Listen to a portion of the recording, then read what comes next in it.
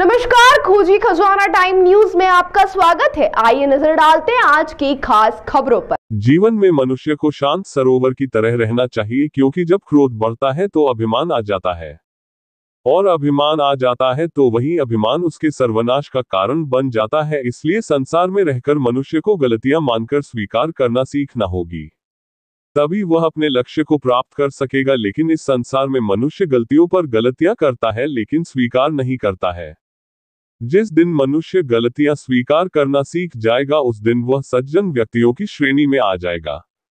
रविवार को भक्तों को कथा श्रवण करवाते हुए ग्राम बिशनखेड़ा के माता मंदिर पर पंडित धर्मेंद्र व्यास ने कही, उन्होंने कहा कि अब कलयुग चल रहा है, लेकिन द्वापर में भी कंस के साथ शिशुपाल ने यही गलती की थी और अभिमान में अंधा होकर भगवान कृष्ण को 100 गालियां दी और उनका अपमान किया।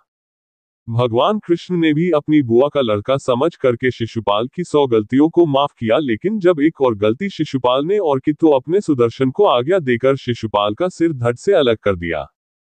जब महाभारत काल में भी इस प्रकार की घटना घटी है, लेकिन अब कलयुग का प्रभाव है। इस कलयुग में संसार से मनुष्य को सिर्फ भगवत नाम के साथ में 2 वस्तुएं लेकर जाएगा, वह है अच्छाई और बुराई। शरीर त्याग के बाद मनुष्य की सिर्फ अच्छाई और बुराई याद रहती हैं। इसलिए मनुष्य को बिना धन संपदा का अभियान किए सरल और सौम्य व्यवहार के साथ जीवन यापन करना चाहिए, क्योंकि माया मनुष्य के साथ में संसार में परमात्मा ने भेजी है, और जब परमात्मा उसे आज्ञा देंगे माया आपका साथ छोड़ देगी। आज भागवत कथा का समापन अवसर था। उन्होंने राजा परीक्षित के मोक्ष की कथा श्रवण करवाते हुए कहा कि अंत में परमात्मा की कथा ही भागवत प्रेमी को मोक्ष प्रदान करती है। भागवत कथा का श्रवण करके राजा परीक्षित ने मोक्ष को प्राप्त किया।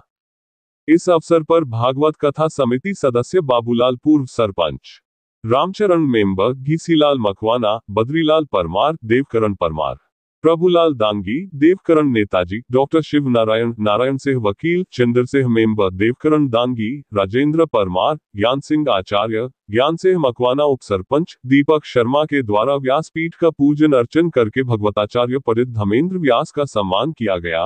समस्त ग्राम के गणमान्य नागरिक के साथ आसपास के गांवों से सूर्य सिंह दांगी, दौलत से दांगी, गोपाल दांगी, भेरूलाल दांगी, डॉक्टर धर्म सिंह जामलिया भागवत कथा में सम्मिलित हुए। पुलाय कला से मनोहर मरेठिया की रिपोर्ट।